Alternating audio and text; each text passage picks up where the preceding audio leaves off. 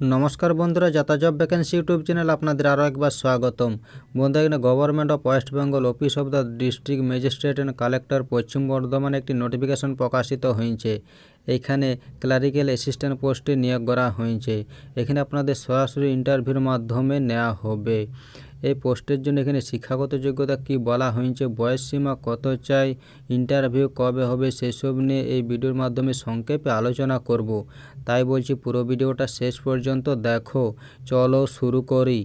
বন্ধুরা, এটা হচ্ছে government of West Bengal office of the district magistrate and collector পশ্চিম বর্ধমান কন্যাপুর আসানসোলের নোটিফিকেশনটি প্রকাশিত হয়েছে। এখানে ক্লারিক্যাল অ্যাসিস্ট্যান্ট পোস্টে নিয়োগ করা হয়েছে। এখানে আপনাদের কন্ট্রাক্ট বেসিসে নেওয়া হবে। এখানে সরাসরি ইন্টারভিউর মাধ্যমে নেওয়া হবে, কোথাও আবেদন করতে হবে না। এখানে name of post, number of vacancy, remuneration, date of selection, interview place, date and time এবং এলিজিবিলিটি ক্রাইটেরিয়া দেওয়া রয়েছে। এখানে নেম অফ পোস্ট দেওয়া রয়েছে কন্ট্রাকচুয়াল ক্লারিক্যাল অ্যাসিস্ট্যান্ট। এখানে নাম্বার অফ ভ্যাকেন্সি দেওয়া রয়েছে 11টি। এখানে রিমিউনেশন দেওয়া রয়েছে, এখানে বলা হয়েছে প্রতি মাসে 10,000 টাকা করে দেওয়া হবে। এখানে ডেট অফ সিলেকশন দেওয়া রয়েছে 15 ফেব্রুয়ারি 2024।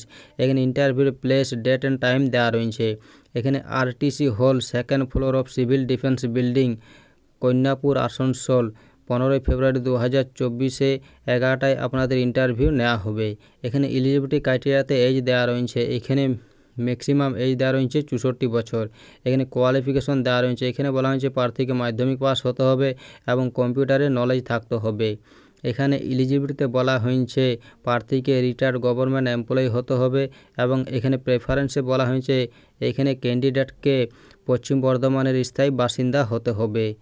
এইখানে আপনাকে এই যে দেখতে পাচ্ছেন, এই ওয়েবসাইটে গিয়ে অ্যাপ্লিকেশন ফরম্যাটটি ডাউনলোড করতে হবে।